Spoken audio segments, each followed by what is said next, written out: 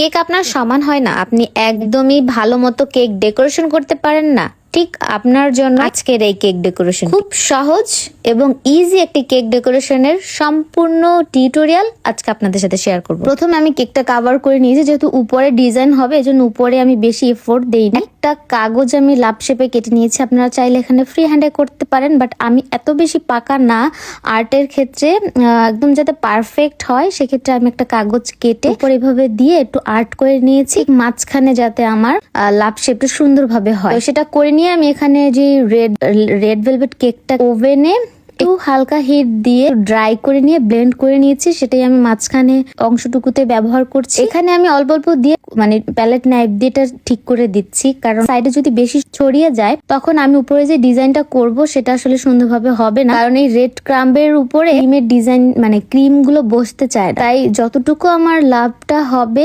ততটুকুই যাতে ক্রামটুক থাকে, বেশি যাতে ছড়িয়ে না যায়। তারপরে সাইডের ডিজাইনটা একদমই ইজি, একদম easy easy easy. 104 number nozzle দিয়ে আপনি জাস্ট এভাবে ছোট ছোট পাপড়ির মতো দিয়ে দিবেন। 104 নাম্বার নজেল দিয়ে এভাবে করে নিলে পুরো কেকটা আপনি আপনার মন মতো করে নিবেন। সাইড থেকে শুরু করে আস্তে আস্তে আমি ভিতর পর্যন্ত এসেছি। আপনারা যদি ভিতর থেকে সাইড পর্যন্ত যান তখন আসলে ডিজাইনটা অত বেশি ফুটবে না। একটা পাপড়ির উপরে আসলে আরেকটা পাপড়ি একটু না বসলে মানে ডিজাইনটা সুন্দরভাবে ফুটে ওঠে না। এটা এত সিম্পল আর এত সুন্দর। এই কেকটা ছিল রেড ভেলভেট কেকের মধ্যে। এই ডিজাইনটা পিন্টারেস্টে খুব বেশি ভাইরাল, আমি চেষ্টা করেছি ভাইরাল কিছু করার। তো আপনাদের হাতে সময় কম থাকলে এটা কিন্তু অনায়াসে করতে পারেন, আর যারা কেক সমান করতে পারেন না তাদের জন্য এই ডিজাইনটা কিন্তু অসম্ভব সুন্দর হবে।